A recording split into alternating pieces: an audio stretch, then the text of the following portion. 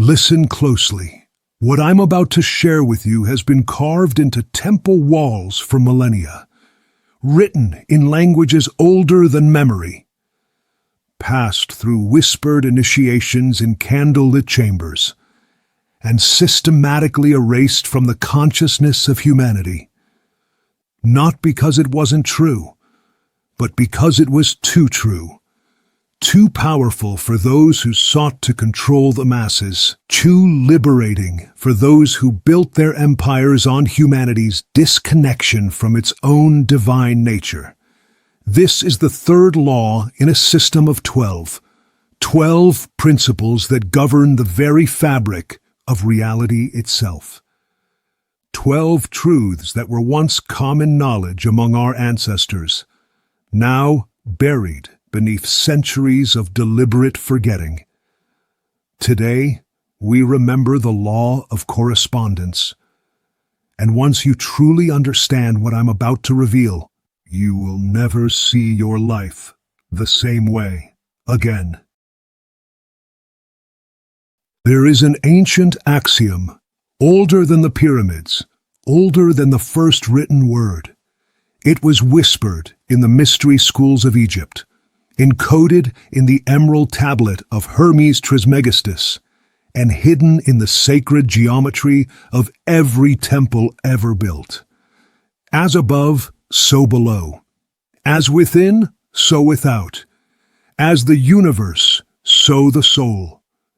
7 words that contain the operating system of reality itself. But what does this truly mean? And why have you never been taught this in any classroom, any church, any institution of so-called higher learning? Because, dear seeker, this law reveals a truth so profound, so immediately applicable, that it would dissolve the illusion of powerlessness overnight. It would awaken humanity to its role, not as victim, but as creator. Not as separate from the divine, but as its very expression. The law of correspondence states that there is always a correspondence between the laws and phenomena of the various planes of being and life. The macrocosm is reflected in the microcosm. The outer world is a perfect mirror of the inner world. Your life, every relationship, every struggle, every triumph, every pattern that repeats itself over and over, is not happening to you. It is happening from you. Let me take you back to a time when this knowledge was alive. In the ancient temples of Kemet, what you call Egypt, initiates would spend years in preparation before being shown the sacred mirror. Not a mirror of polished metal or glass, but a still pool of water in a darkened chamber, lit only by a single flame. They would gaze into this water, and the priests would ask them, "What do you see?" At first, they would say, "I see my face." "Look deeper," the priests would command. "I see the flame reflected in the water." Deeper still. And then, in that moment of revelation, the initiate would understand. They were seeing the entire universe reflected in a single drop of water. They were seeing how their own consciousness was creating ripples that extended to the very edges of existence. This was not metaphor. This was mechanics, sacred mechanics. You see, the ancients understood what modern science is only now beginning to rediscover. Look at an atom, a nucleus surrounded by orbiting electrons. Now look at our solar system, a sun surrounded by orbiting planets. The pattern is identical. The law is consistent. Look at the branching patterns of lightning in the sky. Now look at the branching patterns of rivers seen from above. Look at the branching patterns of blood vessels in your body. Look at the branching patterns of neurons in your brain. The same pattern, the same law, the same correspondence. A galaxy swirls in the same spiral pattern as water draining from your sink. The golden ratio that governs the spiral of a seashell also governs the spiral of your DNA, the arrangement of seeds in a sunflower, the proportions of your own face. This is not coincidence. This is correspondence. But here is where this law becomes personal, where it stops being philosophy and becomes the most practical tool you will ever possess. Every person who enters your life is a mirror. Every situation that repeats itself is a reflection. Every pattern of experience that seems to follow you wherever you go. These are not random events in a chaotic universe. They are correspondence in action. Let me speak plainly, for this truth deserves clarity. If you find yourself constantly surrounded by people who betray your trust, there is something within you, perhaps a belief formed in childhood, perhaps an expectation buried so deep you don't even know it's there, that is creating this correspondence. The universe, in its infinite wisdom and perfect neutrality, is simply reflecting back to you what already exists within. This is not blame. Listen carefully. This is not about blame or shame or guilt. This is about recognition. This is about power. This is about understanding that if your inner world is creating your outer world, then by changing your inner world, you change everything. I have seen this truth play out countless times in countless lives. The woman who could never find love, who discovered she had been carrying her father's words from childhood. You're not worthy of love. Once she saw this inner belief, once she began the sacred work of transforming it, love appeared in her life as naturally as spring follows winter. The man who struggled with money his entire life, always seeming to lose it just when things were getting better. When he looked within, he found his mother's voice. Rich people are evil. Good people struggle.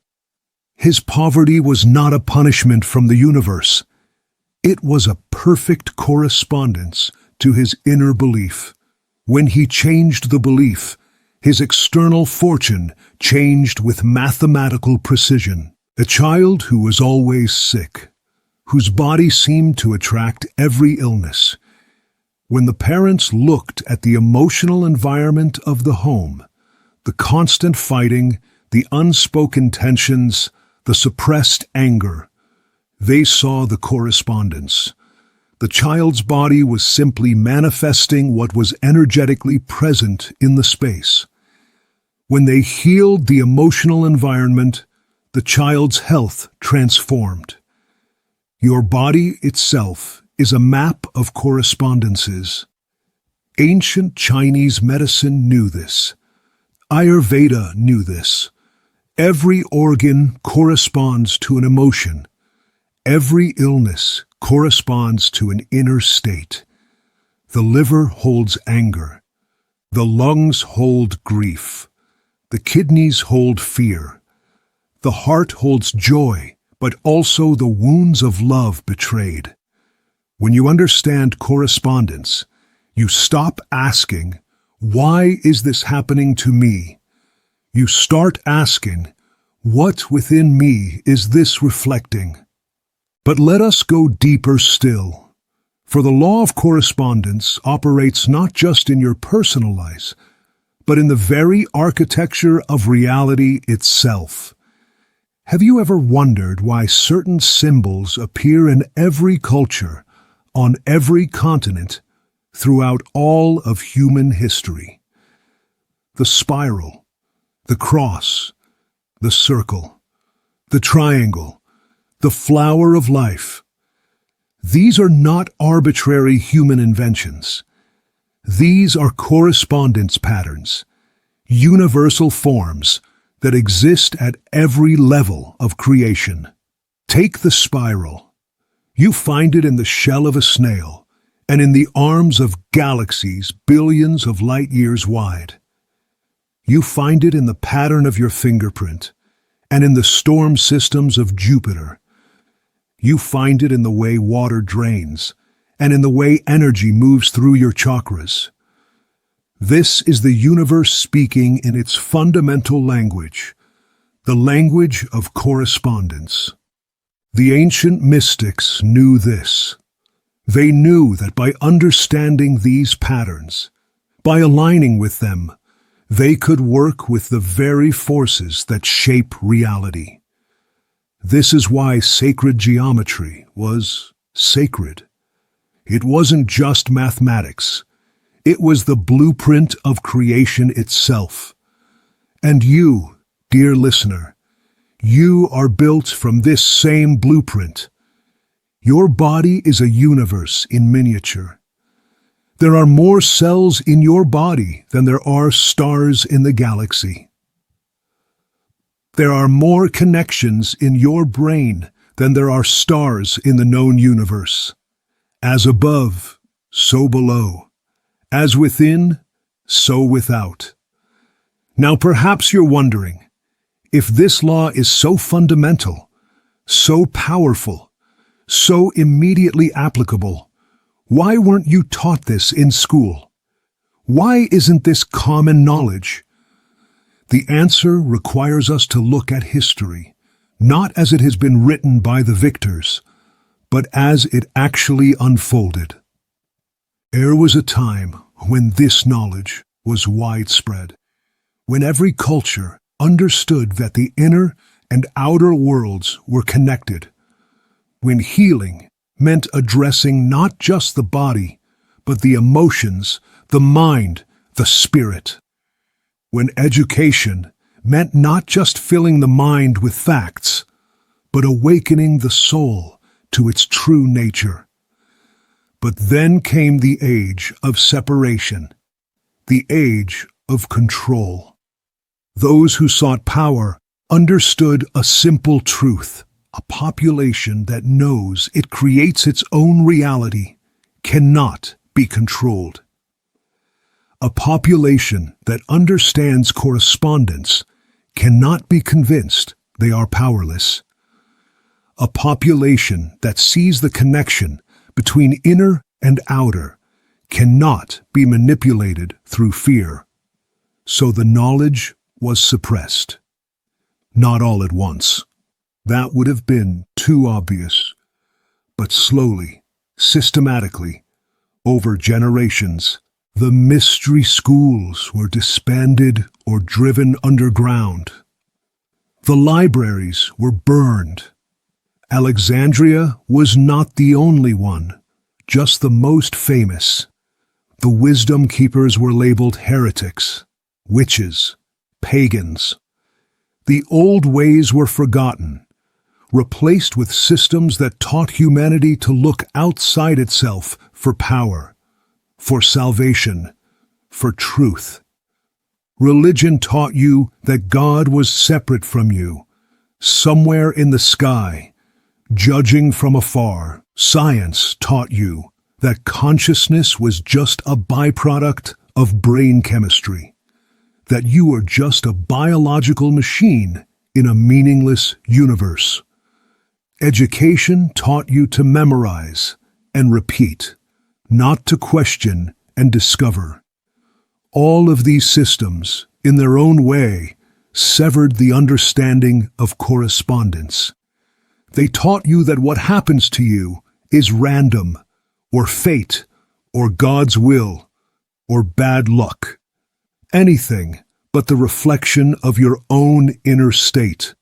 Because once you know, truly know, that your inner world creates your outer world, you become impossible to control. You become sovereign. You become free. But here's the beautiful truth. This knowledge can be suppressed, but it cannot be destroyed, because it is woven into the very fabric of existence.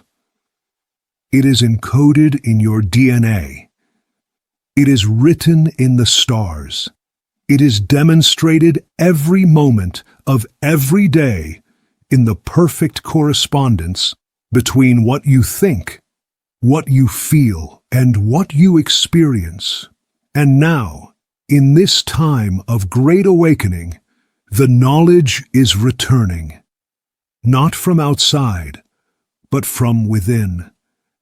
People all over the world are beginning to remember. They're beginning to see the patterns.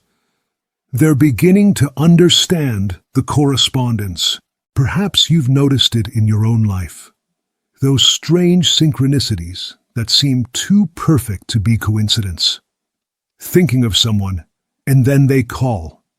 Having a dream, and then elements of it appear in your waking life. Seeing number patterns repeatedly, 1111, 444, 333, as if the universe is trying to get your attention. These are not your imagination. These are correspondence in action. These are the universe showing you that the veil between inner and outer, between thought and manifestation, is thinner than you've been taught to believe. You're not going crazy. You're waking up. Let me share with you how to begin seeing these patterns, these correspondences, in your own life. Because once you see them, you cannot unsee them. Once you understand them, you gain the power to work with them. First, look at what repeats in your life. What patterns keep showing up? Do you always end up in the same type of relationship? Do you always face the same type of challenge at work? Does money always seem to disappear just when you're getting ahead? These patterns are not curses. They are not bad karma. They are correspondences, perfect mirrors, showing you what exists in your inner world. Second, look at your body. Where do you hold tension? Where does illness appear? Your body is constantly speaking to you in the language of correspondence. Throat problems often correspond to unexpressed truth. Lower back pain often corresponds to feeling unsupported. Digestive issues often correspond to inability to digest and process life experiences. Skin conditions often correspond to boundaries, what you're keeping in or keeping out. Third, look at your living space. The state of your home is a perfect correspondence to the state of your inner world. Clutter in your home reflects clutter in your mind. Broken things you've been meaning to fix reflect aspects of yourself you've been avoiding. The areas of your home you neglect correspond to areas of your life you're neglecting. This isn't about judgment. This is about recognition. This is about seeing the mirror for what it is, not a punishment, but a teacher. Not a prison, but a gateway to transformation. Now, knowing this law is one thing. Applying it is another. So let me give you 3 practical steps, 3 pillars upon which you can build your understanding and application of the law of correspondence. Begin by simply observing. Watch your life as if you were watching a film, looking for patterns, correspondences, reflections. But, and this is crucial, do so without judgment, without blame, without shame. When you notice that every relationship ends the same way, don't say, "I'm broken." Say, "How interesting. What is this showing me?" When you see that certain situations trigger the same emotional response every time, don't say, "I'm weak." Say, "There's a pattern here. What belief is creating this correspondence?" Observation without judgment is the beginning of transformation. Because you cannot change what you're not willing to see, and you cannot see clearly through the lens of self-criticism. Once you begin to see the correspondences, the next step is inner alignment. This is the sacred work of bringing your inner world into harmony. This might mean meditation, not as escape, but as a way of observing and transforming your inner landscape. It might mean journaling, writing out the beliefs and patterns you've discovered, seeing them clearly on paper. It might mean therapy, or energy work, or simply sitting in nature and allowing yourself to feel what you've been avoiding. The key is this: you're not trying to force change in your outer world. You're aligning your inner world with the truth of who you really are. You're clearing out the old programs, the inherited beliefs, the wounds that have been creating correspondences you no longer choose. This is not about positive thinking. This is not about pretending everything is fine. This is about honest, sometimes difficult, always sacred work of inner transformation. Once you've observed the patterns and begun the work of inner alignment, you reach the stage of deliberate creation. This is where you consciously choose the correspondences you want to experience. If you want love in your outer world, you cultivate love in your inner world. Not just the idea of love, but the actual feeling, the vibration, the state of being love. If you want abundance in your outer world, you cultivate the feeling of abundance within. Gratitude for what you have, excitement for what's coming, the deep knowing that the universe is infinitely abundant. If you want peace in your outer world, you must first find peace within, through meditation, through forgiveness, through the release of old battles you're still fighting in your mind. Remember, the universe doesn't respond to what you want. It responds to what you are. It mirrors your state of being with perfect mathematical precision. The law of correspondence doesn't exist in isolation. It is intimately connected with the other universal laws, creating a web of truth that governs all existence. It works with the law of vibration. What vibrates within you creates corresponding vibrations in your external reality. Your emotional frequency doesn't just affect you. It ripples out, creating correspondences in every area of your life. It works with the law of attraction. But now you understand that attraction isn't some mysterious force. It's correspondence in action. You don't attract what you want. You attract what corresponds to your inner state. It works with the law of cause and effect. Your inner state is the cause. Your life experience is the effect. Change the cause, change the effect. Change the inner, change the outer. These laws are not separate. They are facets of one diamond, each reflecting the light of truth from a different angle. And the law of correspondence is the translator between them all. The principle that shows you how thought becomes thing, how belief becomes experience, how inner becomes outer. I know some of you listening are in a place of confusion right now. Perhaps your spiritual awakening has left you feeling more lost than found. Perhaps you're seeing signs and synchronicities everywhere, but don't know what they mean. Perhaps your old life is falling apart, and you don't yet see what's being born. Let me speak directly to your soul. This chaos is not punishment. It is correspondence. Your outer world is rearranging itself to match your expanding inner awareness. The old structures that corresponded to your old consciousness are dissolving. This is not comfortable, but it is necessary. Every challenge you're facing right now is showing you something.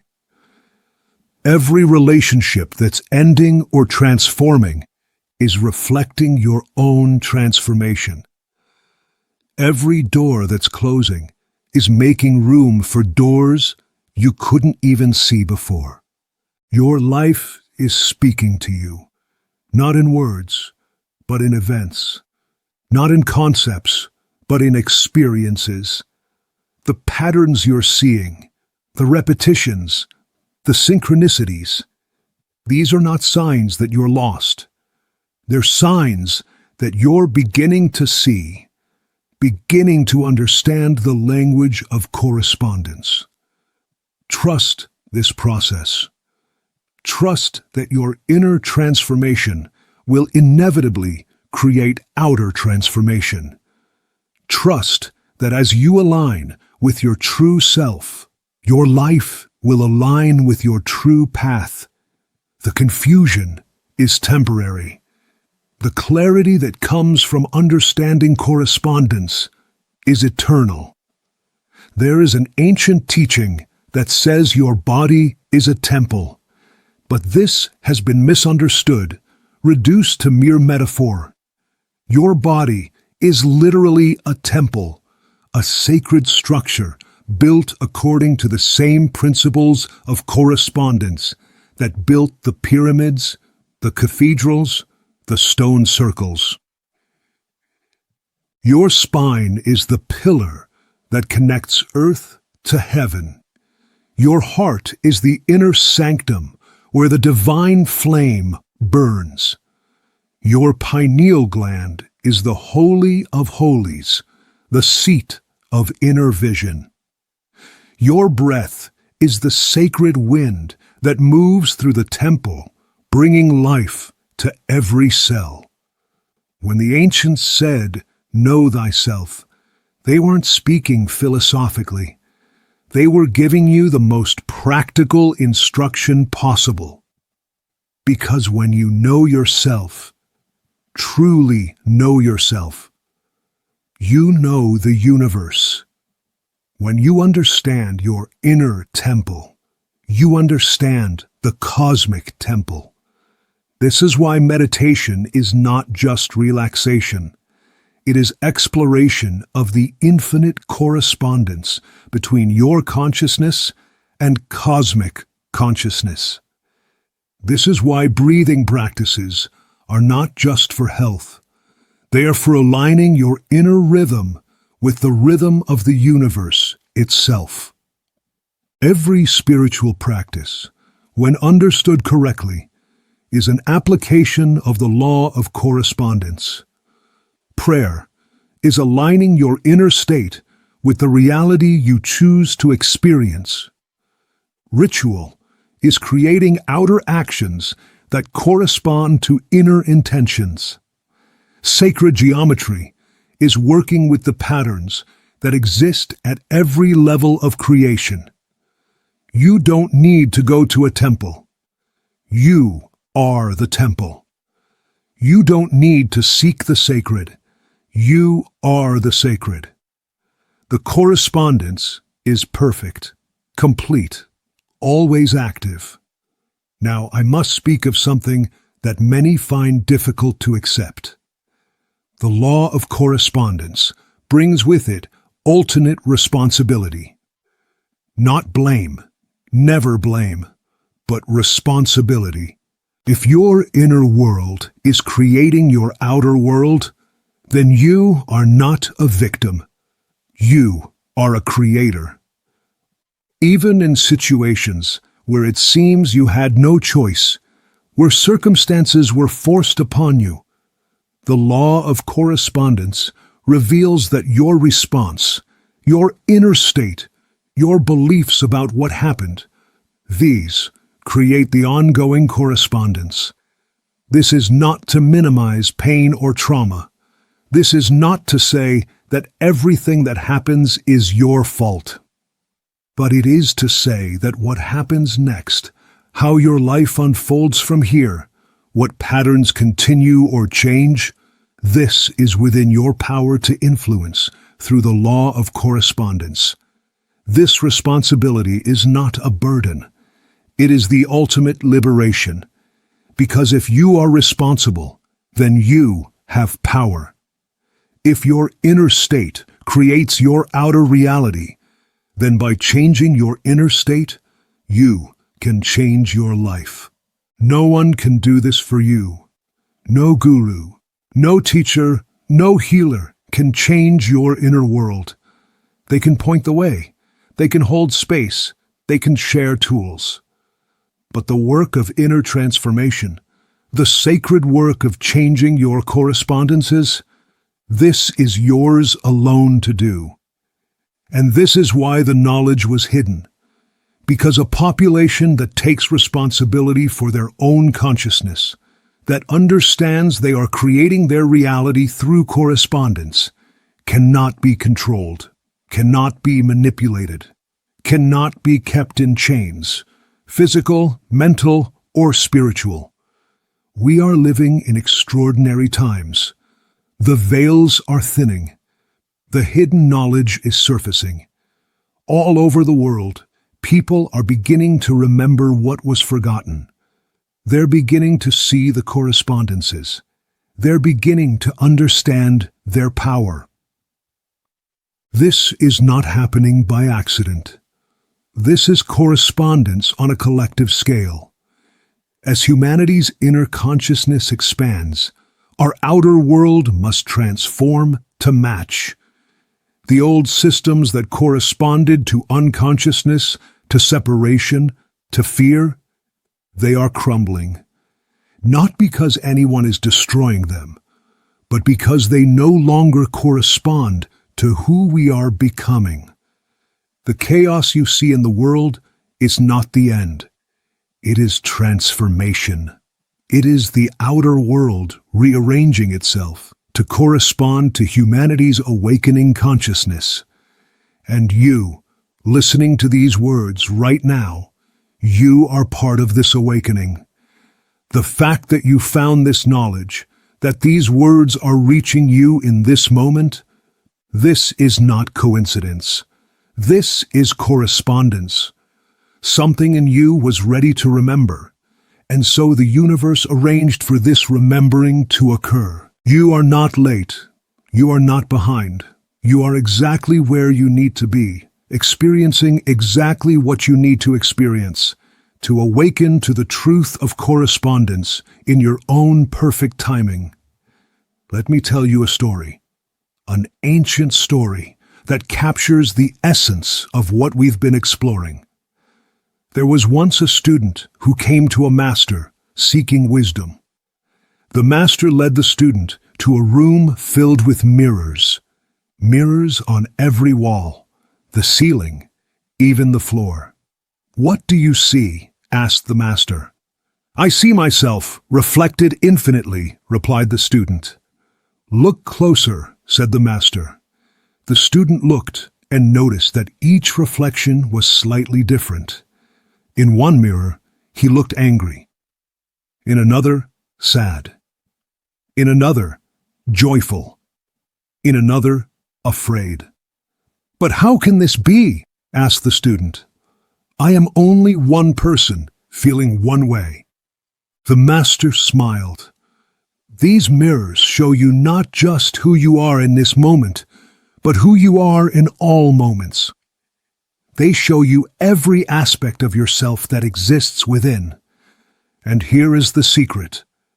Your life is just like this room. Every person you meet, every situation you encounter, is a mirror reflecting back to you some aspect of your own consciousness. Then how do I change what I see? Asked the student. You don't change the mirrors, said the master. You change yourself and watch as every reflection transforms. This story contains the entire teaching. Your life is the room of mirrors. Every experience is a reflection, and you, your consciousness, your inner state, your beliefs and patterns, you are what is being reflected.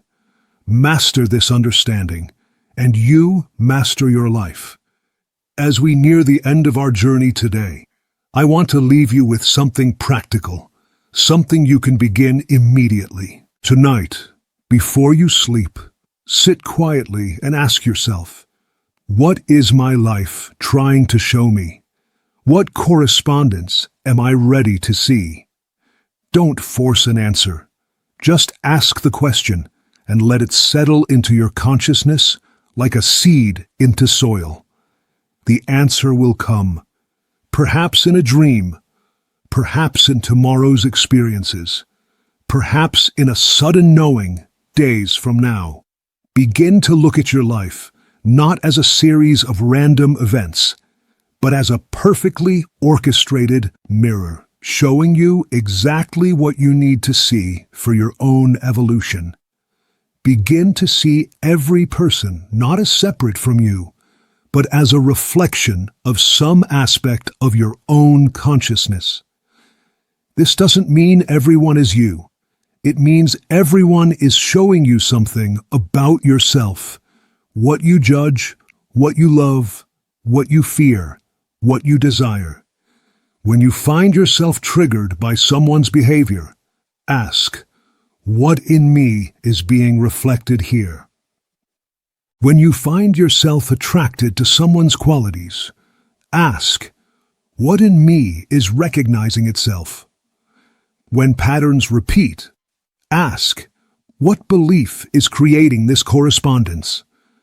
This is the beginning of conscious living. This is the application of the law of correspondence. This is the path to genuine transformation. There is one more thing I must share with you, perhaps the most important thing of all. The law of correspondence reveals that separation is an illusion. If everything corresponds to everything else, if the macrocosm is in the microcosm, if as above, so below, then we are not separate beings in a disconnected universe. We are the universe, experiencing itself through billions of different perspectives. We are correspondence itself, each of us a unique reflection of the one infinite consciousness that underlies all existence. This is why what you do to another, you do to yourself, not as punishment or karma, but as correspondence. Because there is no other. There is only the one, appearing as the many, each reflecting all. This is why healing yourself heals the world. Because as you transform your inner correspondences, you transform the part of the collective consciousness that you embody. You literally change the universe by changing yourself. This is not grandiose thinking. This is the logical conclusion of the law of correspondence. You are not small. You are not insignificant. You are a fractal of the infinite, containing within you all the power and potential of the cosmos itself. The question is not whether you have this power. The question is whether you will remember it, claim it, and use it wisely. And so, dear listener, we come to the moment of choice. because knowledge without application is merely philosophy. Understanding without embodiment is merely entertainment. You now know the law of correspondence. You know that your inner world creates your outer world. You know that your life is a mirror, reflecting your consciousness back to you with perfect precision. You know that you have the power to change your life by changing yourself. The question is, what will you do with this knowledge? Will you continue to live as if you are a victim of circumstance? Or will you embrace your role as creator? Will you continue to blame the mirrors for what they show? Or will you begin the sacred work of transformation? Will you continue to seek power outside yourself? Or will you finally, fully, completely turn within? This is not a choice you make once. This is a choice you make moment by moment, day by day, as you either apply the law of correspondence or ignore it. But know this, now that you have remembered this truth, you cannot truly forget it. It will work in your consciousness like yeast in bread, slowly expanding, transforming everything it touches. You may try to return to unconsciousness, but the seed has been planted. The remembering has begun. If you are ready to step into conscious application of the law of correspondence, I invite you to make a commitment. Not to me, not to any external authority, but to yourself, to your own awakening, to your own transformation. Repeat these words, either aloud or in the silence of your heart. I remember who I am, and I see the truth reflected in everything. Say it again, and feel the truth of it resonating through every cell of your body. I remember who I am, and I see the truth reflected in everything. This is not just an affirmation. This is an activation. This is you declaring to your own consciousness and to the universe itself that you are ready to see, ready to understand, ready to work with the law of correspondence consciously. And now, as a sign of your commitment, as a way of anchoring this knowledge in the physical world, I invite you to write these words in the comments below. I remember who I am, and I see the truth reflected in everything. This is not for me. This is for you. This is you creating an outer correspondence to your inner commitment. This is you using the law itself to strengthen your remembering. Before we part, let me remind you of something essential. This video did not find you by accident. There are no accidents in a universe governed by correspondence. Something in you called out for this knowledge, and the universe responded with perfect precision. Perhaps you've been seeing the patterns for years, but didn't have the words to describe them. Perhaps you've been feeling the correspondences, but didn't understand what they meant. Perhaps you've been ready for this truth for lifetimes, and only now, in this moment, has the outer world aligned to deliver it. Trust this. Trust that you are exactly where you need to be. Trust that every challenge you're facing is showing you something you're ready to see. Trust that every correspondence in your life is a teacher, a guide, a reflection of your own divine nature. The law of correspondence is not just a cosmic principle. It is a love letter from the universe to itself, written in the language of experience. And you, dear one, you are both the author and the reader, the question and the answer, the seeker and the sought. As above, so below.